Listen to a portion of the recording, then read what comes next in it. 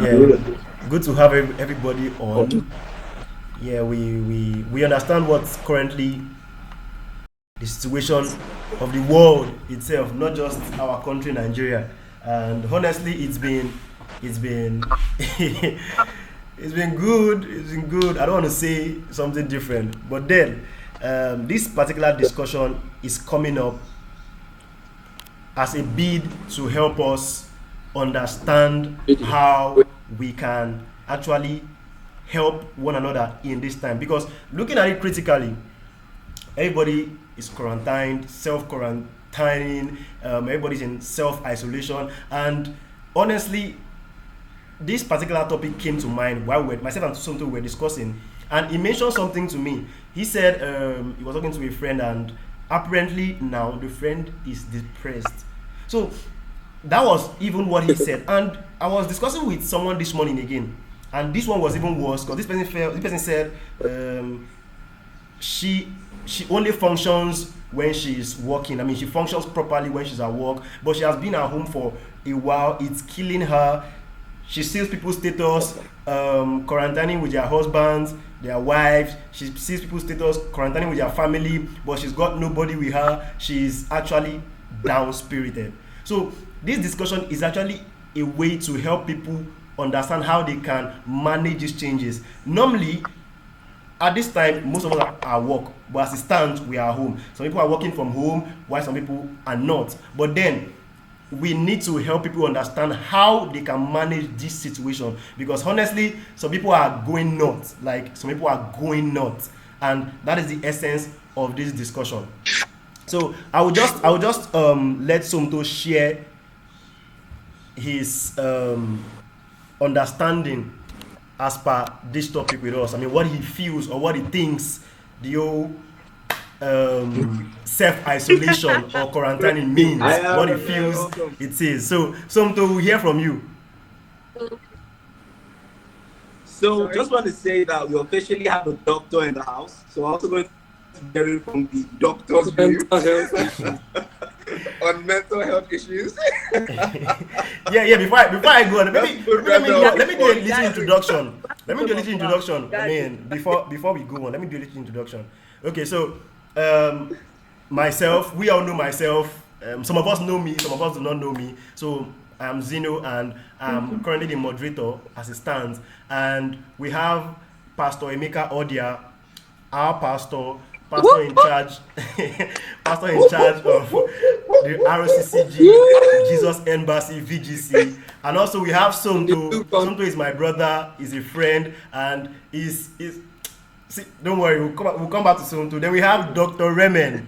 She is a doctor in the house. So I mean, those are the people Doctor going to in the be discussing house. with us here. So I mean, sit back. Let's stay here and listen to what would pick out from this. Thank you so much. So Somto, I'd like to hear from you. What do you think the self isolation is? What do you think self quarantining is? What exactly do you think it is? So let's just hear from you.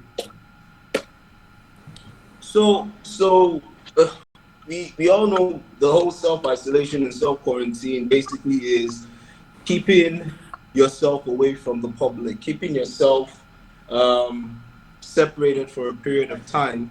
And for us right now, the period of time is not known.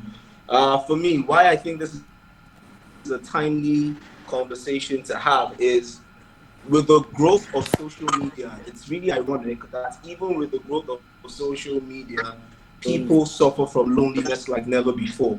You would have thought that with social media being available, you wouldn't be hearing much about depression. And I guess that's another topic that we might unpack as we go deeper into this. But my understanding is this is an epidemic that has existed for as long as social media began to boom. But I think it's just coming to the forefront because of what we're going through now.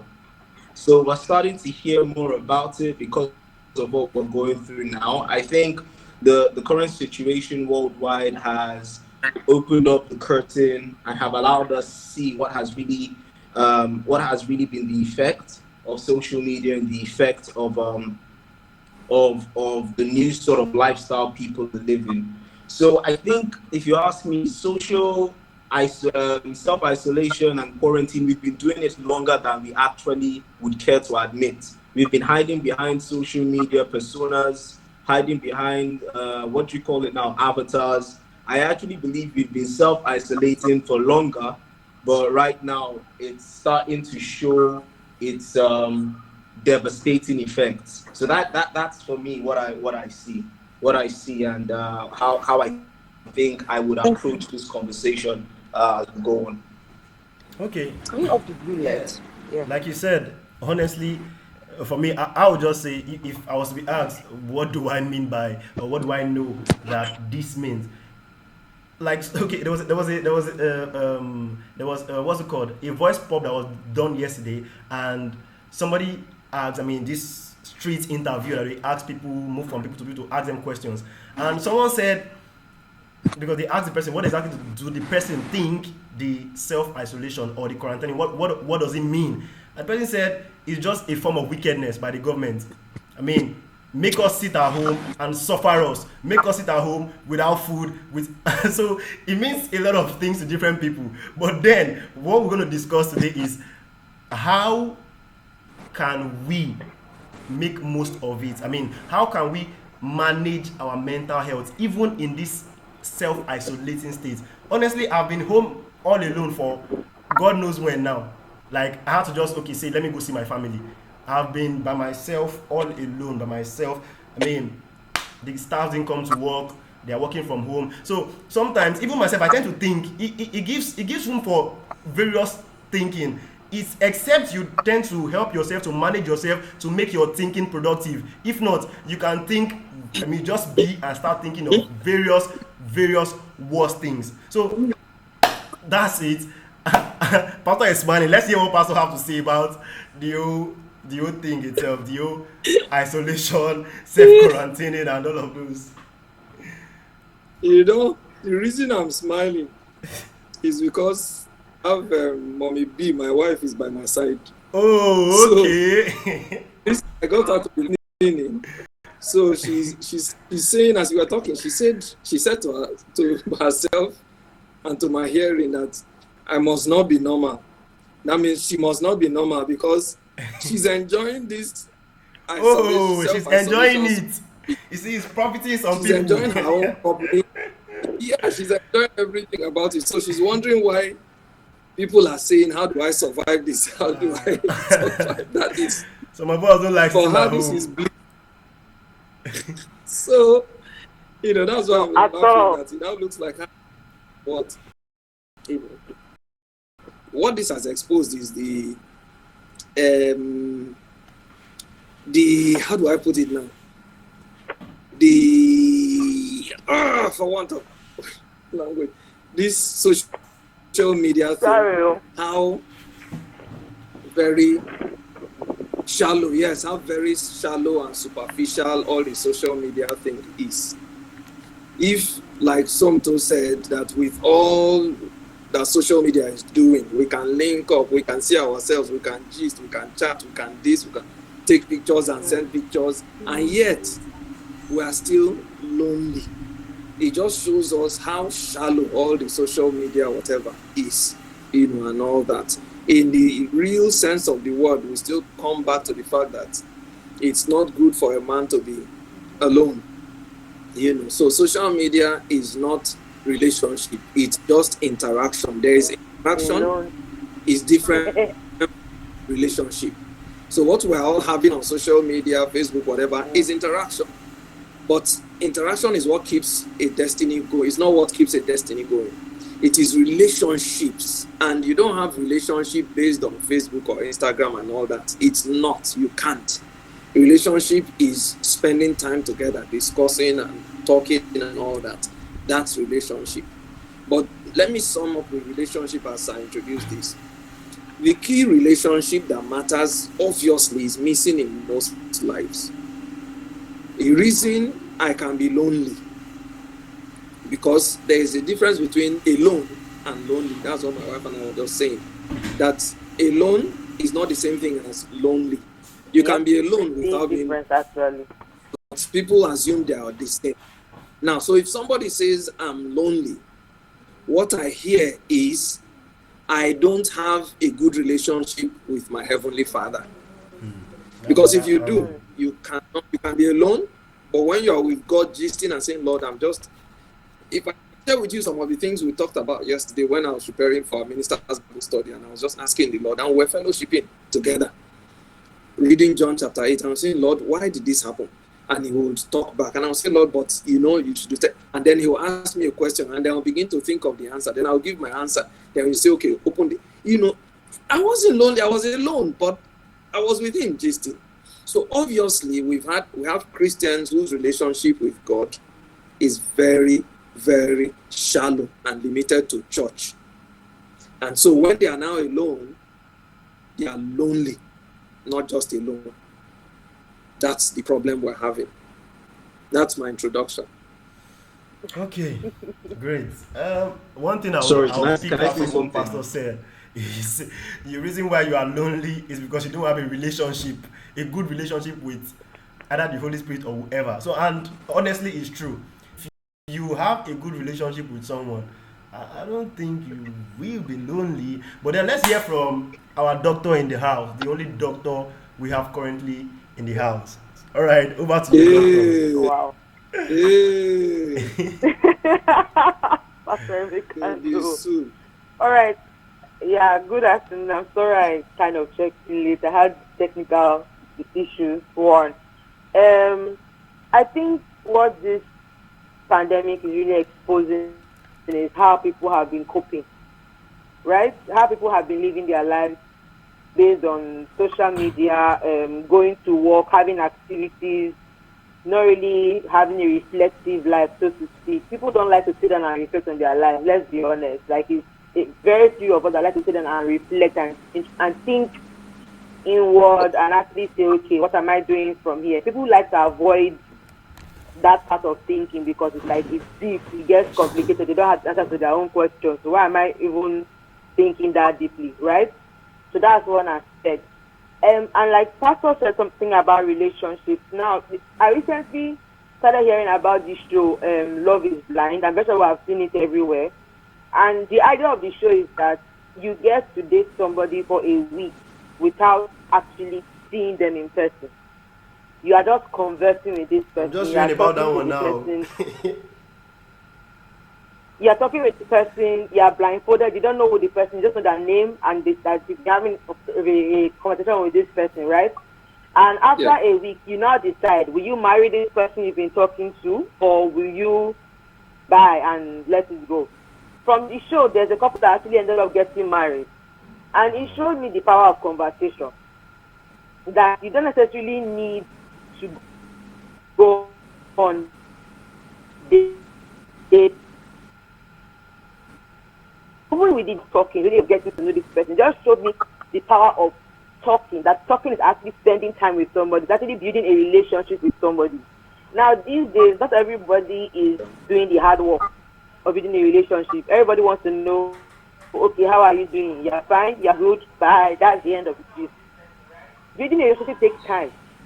It takes investment. It takes sowing the seed of, okay, caring truly for that person. And people just realize this period that, okay, what we have is work relationship, we have church relationship. There's no true deep, like Yeah. maybe friendship, like I know this person on a deeper level than is my church member, and he has a child, and I see the child in church, and he drives a car, and he goes to work with me. People don't really have that these days. One, and like Pastor said, there's actually a difference between being lonely and feeling alone, right? True. I like to define alone as all one. ALL, all one. Like you are all one with yourself.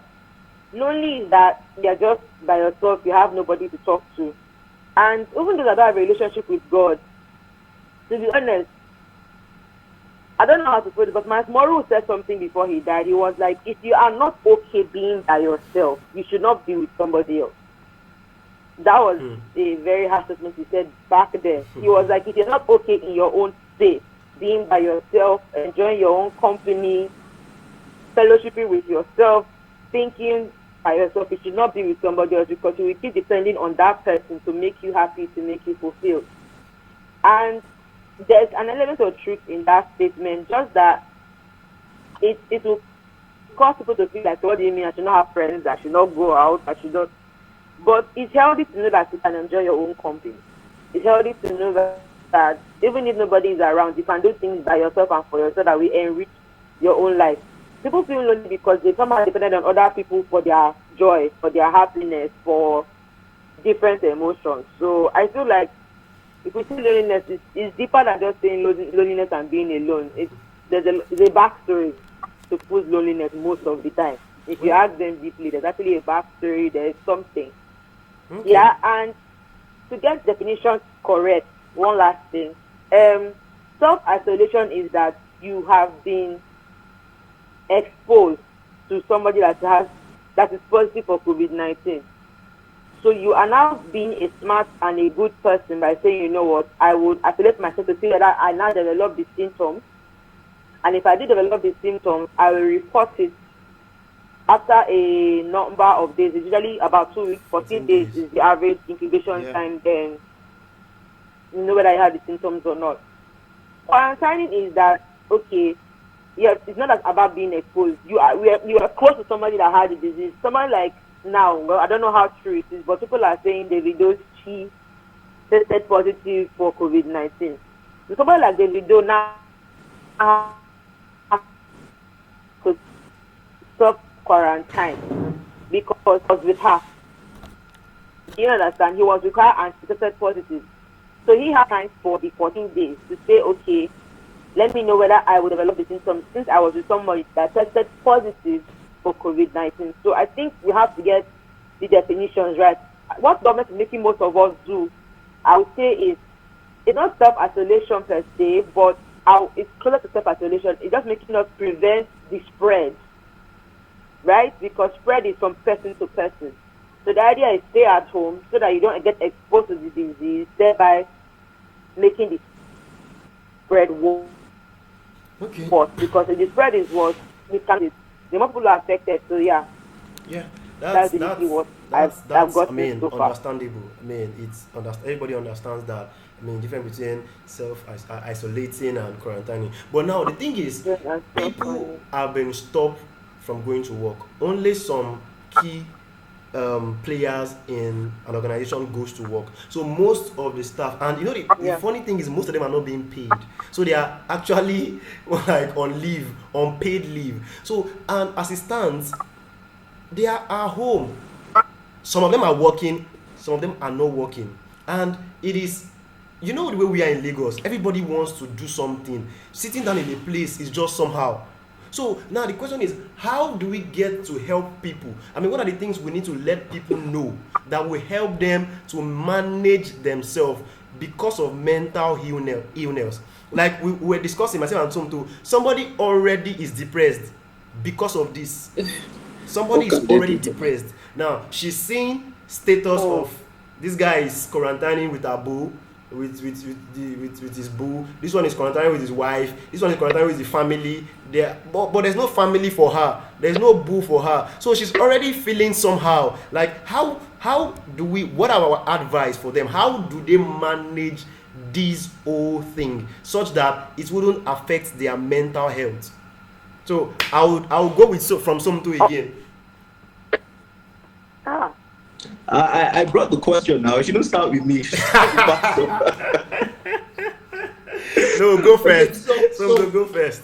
so I would say that what can we say? I'll start. What we can say to someone like that, right? Is reach out to people you care about. I think another thing is most times people are too either afraid to reach out to people because they feel they may be rejected as disturbing them, or have an ego and don't want to reach out to people because they want people to reach out to them first. I think everyone in life has someone that cares about them. Everybody, True. right? You may not be physically in the same location with the person, but there's someone that cares about you. And by any chance, if you're that unlovable and there's no one that cares about you, then show love to someone else, right? Show love to someone else. So what I advise is put out a phone call. to someone that maybe you haven't talked to in 5 years or 10 years or whatever, and have a conversation. There's something that Pastor said that I really wish we had the time to unpack. He said interaction is different from relationship, and Rema also touched on that. I think this should afford us the chance to start to develop relationships.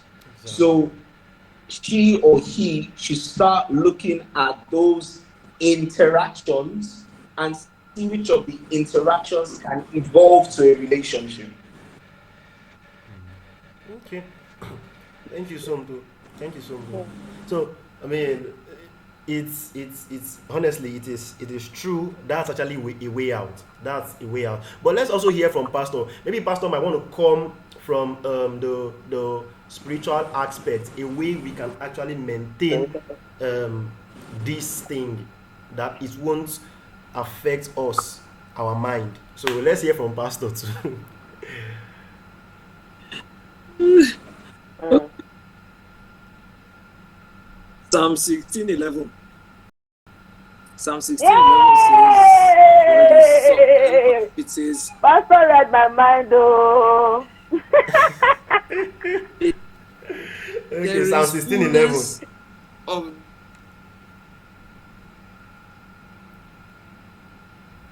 there is fullness of joy. It didn't say in interaction in office there is fullness of joy, but once you are not in joy in the office, there is no fullness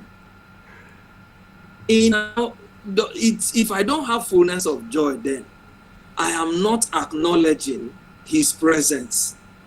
I am not aware of his presence. I am not keeping myself in the know of his presence.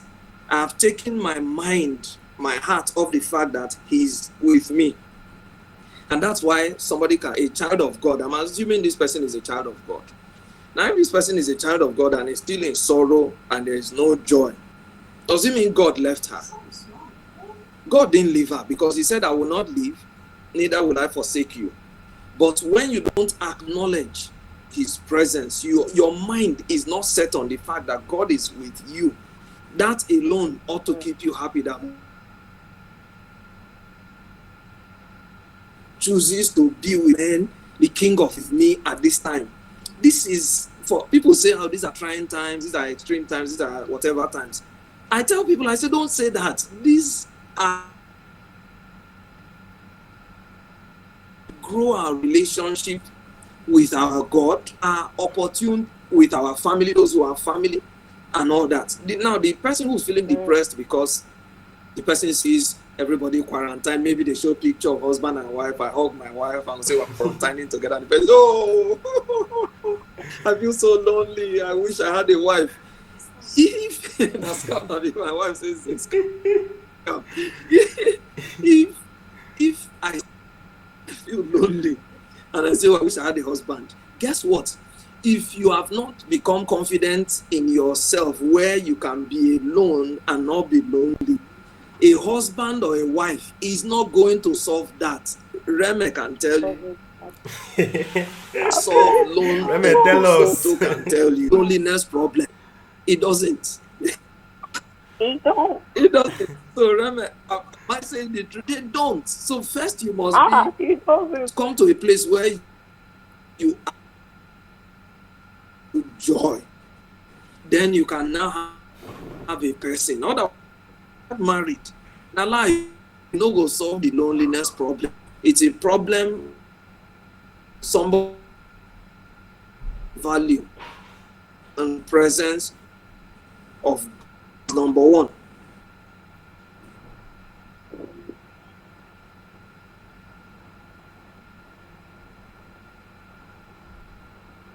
I guess we lost Pastor. I guess the network. I mean, God help Nigeria with our internet connection. But I mean, we pretty much get what he is trying to say. From if I would recap, he said, I mean, getting married or being with someone doesn't give you that, I mean, confidence. You need to build that confidence yourself. You need to have that joy in you before you have someone that will complement it with you. But if not, you're still going to be lonely, whether you have someone with you or not. So yeah, that's fine. We've learned one or two things from there. But let's hear from Raymond. I mean, she's a doctor. She might want to come in from the medical angle, whichever ways. So let's just hear from Dr. Raymond. Long. Okay, fine. So I think for me, I'm a doctor, yes, but I'm also a child of God. So, like Pastor rightfully said, um, the person that is feeling depressed because I've seen pictures online and you are seeing boo and they isolating and all the good stuff. Let's be honest with ourselves. People put the highlight reel, the highlight of their lives online. They don't put the real deal online. Everybody knows that it's not everything that is being put out there. So let's get something straight. When you see some pictures online, just know that the highlight reel, the highlight of that day, so that you don't judge your whole life based on one person's highlights, right? That's number one. Number two is that as a man thinketh in his heart, so is the Bible makes that very, very clear. Now, I've taken that verse to certain regards, and medically, as you are thinking in your head that this is my situation, so your situation is actually going to be. How will I put Right. it? Now, the idea is that Pastor made it very clear that if you don't have a God consciousness, that you know that God is with you, that every day you are living your life, that the presence of God is actually with you, and that should give you joy, because joy is not happiness. Happiness is happenstance. It's one time. Joy is something that is supposed to last over and be there through the hard, through the good situations, right? If you don't have that God consciousness within you, it will affect the way you actually think about your life. If you just keep thinking that it's a human being that satisfies you, it's a human being that makes you whole, it's a human being that um basically fills up the void. No. The thing is that God puts a void in every human being that only Him can actually fill. No human being, no wife, no husband, no child can actually fill that void. Only God really can. Right? So let's really get that straight. So that should, first of all, reset the person's mind that, okay, fine, I have my Heavenly Father, I think I should be good. Number two is that what do you have that you are grateful for? Now, gratitude should be your attitude, not comparison. Comparison is the thief of joy. Everybody says that. But gratitude should actually be your attitude. What are you grateful for in this season? Like, I can be home. I'm a doctor. By all means, I should be in the front lines, attending to patients and all that. Because I'm at home for one reason or the other. And mentally, I should feel depressed and be like, my degree is wasting. I'm at home. But no, I'm grateful because um I have other things. I have learned that God walks beyond what I can see, and He knows why I am at home, and His plans for me are of good. This is my perspective. Yeah? You Right. understand? So your perspective affects our super first back. So your perspective affects the way you carry yourself this season. If you don't have the right perspective to life, if you keep thinking of things that's not going well or something, it will affect your outlook on life, honestly. So your perspective really matters, and gratitude should be your attitude, right? Like Pastor said, it's an opportune time. Yes, it's an opportune time because God is actually using this to actually show many of us our deficiency. For me, for instance, I think God is showing me that okay, you've used work as an excuse to not sit down and actually want to hear from me. You've used going to the hospital, attending to patients as an activity, and when last did you actually sit down and have a fellowship with me, your heavenly Father? When last did you actually talk to me and let me give you the blueprint from heaven about your life, about what you're supposed to be doing right now, about my plans for you? So this time I'm learning how to sit down, pick up my Bible, study again, hear from what God will have me do this time. And people don't do that because it's work. Like I said, people don't like to be reflective. Being reflective is deep. Nobody likes to sit down and start thinking, okay, what is God saying? Spending time with God is work. So I give it to a person that does it every time to bring the word to us. It's not easy. Spending time with God is actually going to work. It's actually sitting down, asking God that, okay, Father, what are you communicating now? What are you having us do right now? What is meant to be our attitude? What is meant to be our direction? What are we supposed to be doing now? Okay, God, what is the plan post COVID-19? How are we going to behave? Because honestly, after this pandemic, it just take a different turn. economy will take a very different turn. Tech will take a different turn. Everything will change. So what should be the attitude post this time? What people should be asking themselves and be asking God, like, okay, God, you know everything, see them from the beginning. So what are we supposed to do after this? And the last thing is that for me, I feel like, okay, fine. People like I agree with what you said, that okay, Lagosians want to know that they have activity. Wake up in the morning, I'm going to work, right? Yeah. But let's be honest, what is work really? Work is a bunch of activities that you go and do every day repeatedly. You wake up, you enter your car, enter traffic, you reach your office, you do this activity, do that activity, do that activity, you check your target for the day, you go back home. Come back tomorrow, the same thing, check your target for the next day, like that. Yeah, I If we totally took get away that. work from you, who would you? That's why many people are. That's why many people are feeling somehow because they're like, we don't have work, whatever. But who would you actually be if you did not have work? If you didn't have a job, who are you without a job? Because your job cannot be your definition of who you are as a person. That's right. That's right. Do you understand? Like, you can't. Your job is not your only definition. Like for me now, okay, I'm not actually not at work. But what am I doing in my hand? I feel like I can learn a skill this period because since I'm learning online, there's YouTube videos on how to do. There are different things I can learn. I can learn also how to decode in this period. I can be a programmer in my house from the internet. I'm learning other things. So who am I outside being a doctor? I can say I'm a tailor, and I'll be very proud of it because, hello, it's an added skill to my CV. Yeah. It makes me more marketable. So who are you outside your job? If somebody asks you, okay, you're just a computer programmer, what else can you do outside being a computer programmer? Who are you outside the job? And many people have used job as an excuse to not face their deep down issues. God is calling you to reflect. Sit down and reflect. Deal with what is going on the inside and be a better person for the outside. Amen.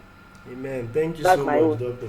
I mean, if I would reiterate some of the things you said, you talk about perspective being key, and honestly, it is. Your mindset is actually what it is. Okay, for me, yeah, I've been home, but then I've been thinking, okay, how can I make use of this break? So, anyways, for some of us, it is not break. It is just reduced work. So our work is online. We still go about our normal More work. business, but it's More work. reduced, and we don't get to see people often. Pastor is more work.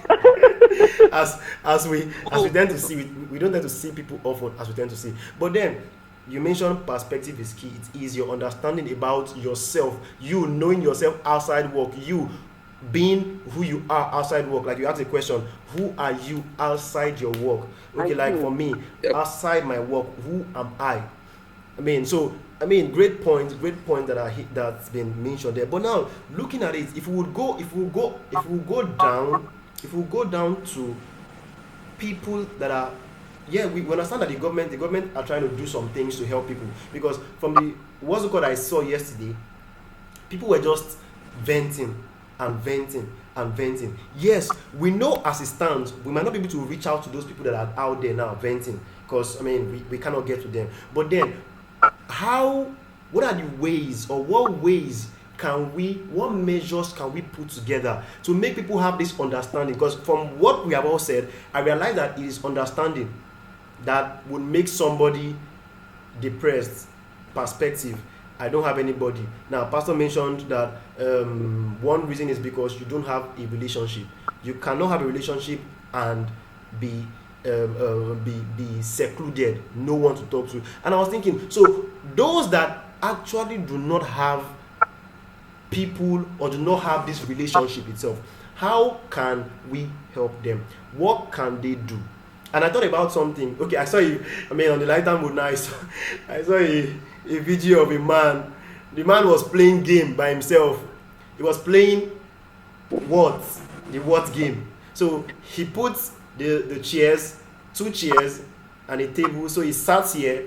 He put a glass of wine by his side. So he plays one card. He drinks his wine. He runs to the next seat, sits on the next seat, plays the other person's card, drinks his wine, goes back. I mean, like, come on, this is just so funny, just because of boredom. So, and I saw another video of some, I saw another video of somebody.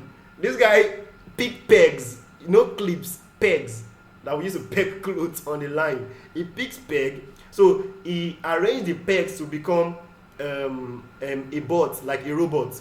So he had two robots, and he was acting a movie with them and playing with them, and I'm like, come on. So different things I've seen. So my question is, how can we get to help people? Is it are they things that people can do to just help them come out of this whole thing? Because honestly, to be honest with us, it is draining.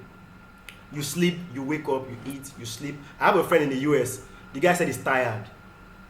He can't go to work. He just sleeps, eats, play game, sleep. He says he's tired of it. He wants something else. What other thing can we advise people to do that will make them at least better? And again, help their spirit man. Yeah, so something. Mm.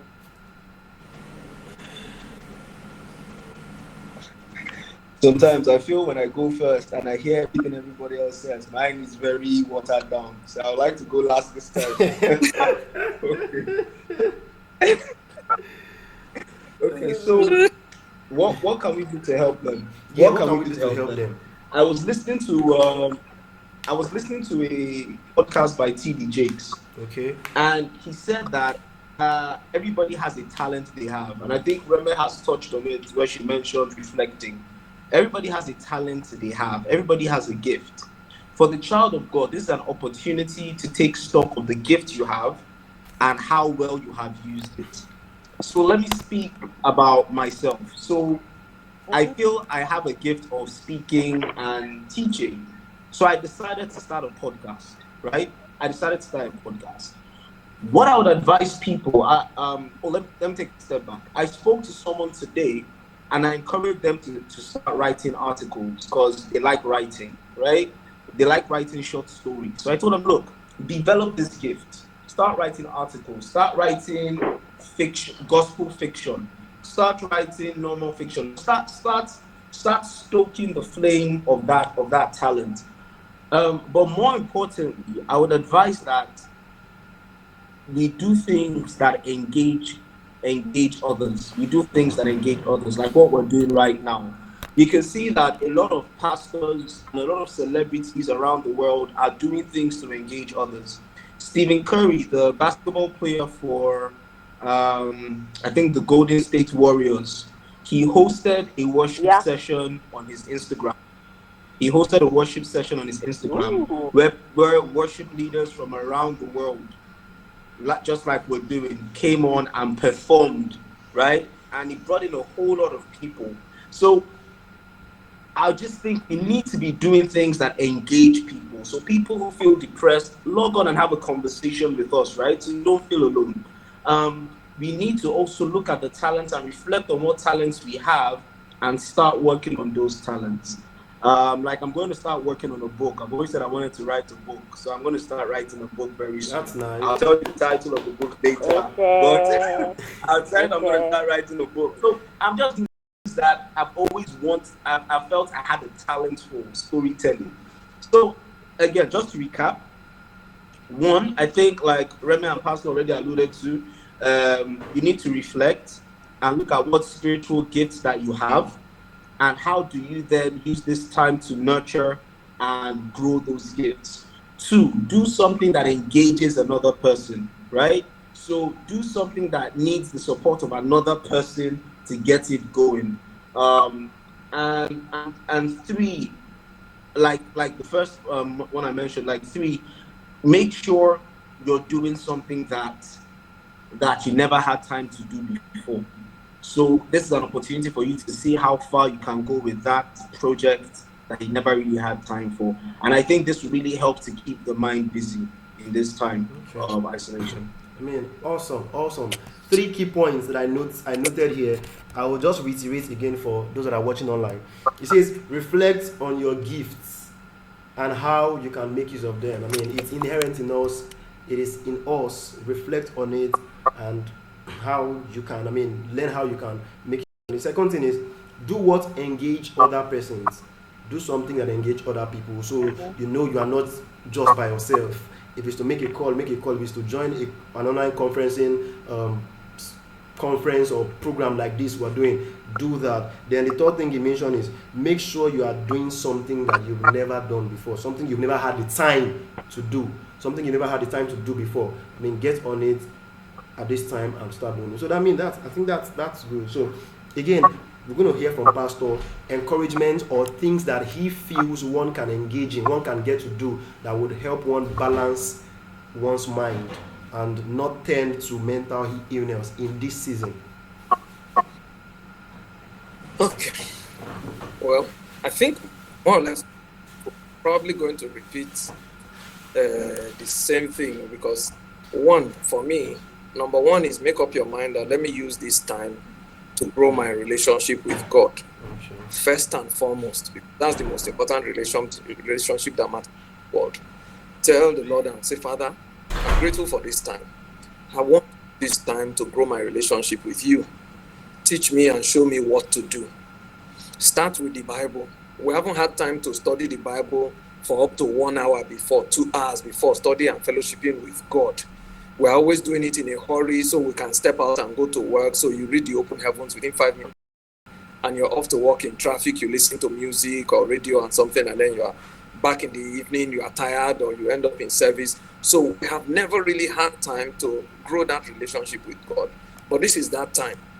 You wake up, you get into the Word, and as you read one verse, you say, Lord, okay, tell me about this verse. I don't understand. Why did this happen? And then you keep quiet and listen to God. He tells you, you begin to develop your ability to hear God's voice, and all that. If we had time, I would have told you some of the things that he shared with me yesterday when I was studying John chapter 8. But I just made up my mind that, Lord, okay, let's read together. And every verse, I will ask him, okay, so what do you say here? And I'll keep quiet and I'll hear him. So this is that time where there's a downtime, a quiet time for real, not what we call quiet time that we used to make our prayers to God and read open heavens and end it. No, quiet time where you read one verse of a certain book and then you sit down quietly and in your mind you're asking God, okay, tell me about this verse that I just read. What happened here? And he begins to gist with you. Make up your mind, number one, to develop your relationship with God this time and get into the Word of God. Number two, you can start journaling every day. Get a journal. And day one, quarantine day one. Yeah, somebody wrote, what's this, children's, whatever. I read it and it was really nice. Diary of a Wimpy Kid, series like that. And there's been diary or doc diaries. And I'm sure it came off from somebody's diary. Let me just document things. So start documenting your day one of quarantine. Man, I feel so tired. I don't even know what to do with myself. Write it down. I'm wondering, okay, I'm trying to learn this. Write it down. What do I do? Well, I've been checking websites all day. Note it down. Start putting a diary of that. That's number two. That will get you excited. At least you're doing something and writing it down. No matter if you feel bored, write it down. And then 4 p.m. I still feel kind of bored and all that. Start documenting it. Number three, I had cut off for a while, but I remember talking about your life outside your career. Go online. I discovered Coursera not too long ago, and some free online course, whatever. I did one in Harvard for free. It took about 3 weeks on primary health and everything, and I've always wanted to do it, and it was for free. And they were giving me tests online. I would reply, send my test results and everything. And in the end, they gave me a certificate that they put my name on it from Harvard. And I said, this is nice. So go online, go to Coursera, go to EDX and all those places where they have free courses. Take one. I'm planning to take one on photography now because it's just a hobby, something I've time to do. Yes, take one on photography. I see that they have it now. So I'll register. It's for free. I have